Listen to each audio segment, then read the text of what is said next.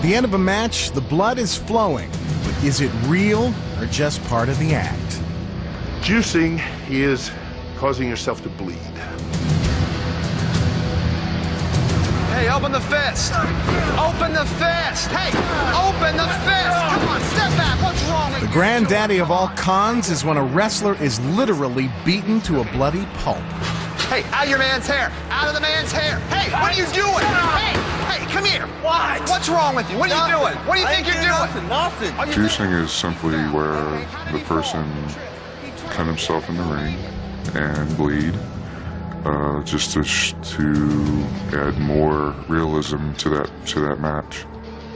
Wrestling fans think that the All-American boy has bloodied his opponent's head, but he had nothing to do with it. From this angle, we can see that Brash Knuckles doesn't come anywhere close to the turnbuckle. So why all the blood? Well, most people think it's fake. Well, here's a secret you wouldn't expect.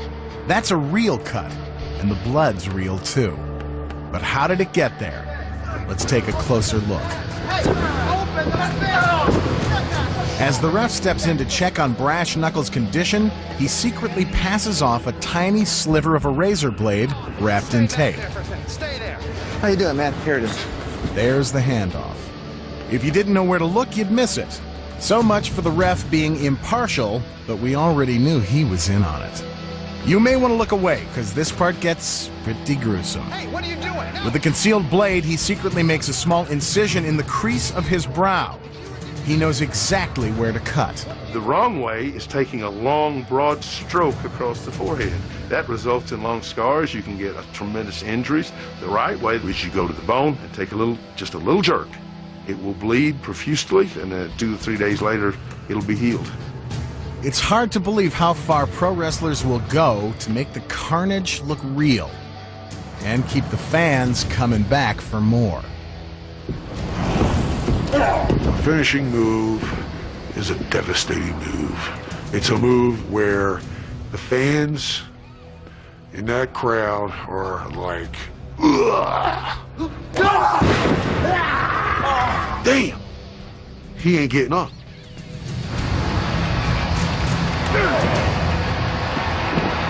The ultimate act of chicanery comes at the end of the match. It's called a finishing move, and it's guaranteed to bring the bout to a dramatic conclusion. One showstopper is called the backbreaker. A backbreaker is one of the unusual finishing moves in wrestling. The whole trick to this being you're falling down on your knee and just barely placing him on the knee that's upright. Watch as the two wrestlers hold each other tightly so their weight will be evenly distributed. Now here's the secret. Private Payne actually lands on his feet, not on his back, as he'd have you believe.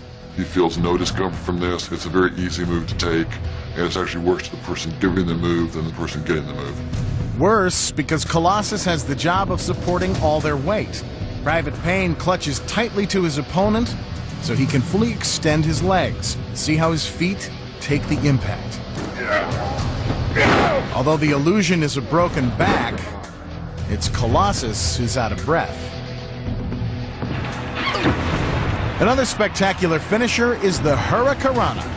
Slither tries to whip Skullduggery into the turnbuckle, but he ends up on the canvas. Skullduggery pretends to be dazed while Slither gets into position. Up and over, he buries him with the mighty Hurricanrana. And this match is over. There are a lot of different variations of the Hurricanrana. There's no doubt about it. It's very risky. It's risky, all right, unless you know the secret. Don't watch Slither, because he's not in charge here. It's Skullduggery who controls the move. Watch as he does a full forward flip, driving himself into the canvas. He makes sure to get full rotation so he doesn't squash his opponent. Meanwhile, Slither tucks his head in to avoid hitting the ring post. And that's how it's done. Another finishing move is the leg drop. It's an elaborate maneuver where a wrestler appears to knock the air out of his opponent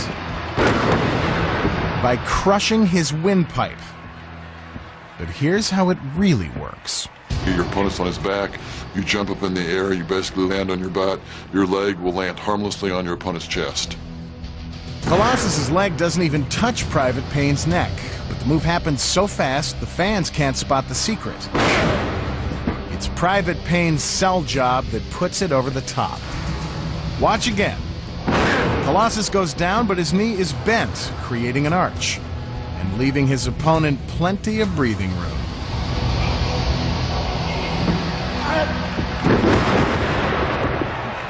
Here's another big finisher. Looks like the hero is about to lose, but a smart booker wouldn't let that happen. So the good guy employs a tricky move to make his comeback.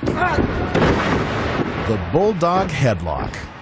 A bulldog headlock is where you have your opponent in a headlock, you jump up in the air, you land on your butt, and the idea behind that is it looks like you've driven your opponent's head into the mat. The secret? The opponent's head never hits the canvas. Watch again. As they go down, Skullduggery breaks his fall with his forearms. By the time the All-American boy lands, he's released his opponent. He breaks his own fall, and Skullduggery lands on his beefy arms. But he sells the move by grabbing his head and howling in pain. And now the most dangerous finishing move in all of wrestling. The pile driver. Pile driver is a devastating move. Even if you've taken the bump 1,000 times, it doesn't take but one time, one mistake. You could be paralyzed. Here's how Private Payne avoids a broken neck. His head is tucked up between his opponent's thighs, so it doesn't really slam into the mat.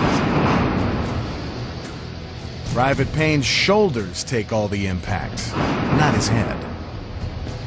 When I land, I'll land vicious and hard, but most of the shock will be to my butt and upper thigh area. Private Payne uses his arms to push himself up at the moment of impact. The fans think he's been pile-drived into the canvas head first. If you land the wrong way, you aren't going to get up from a pile driver. You'll probably just be stretchered out. But you'll be safe, as long as you know the secret. Stay tuned for more secrets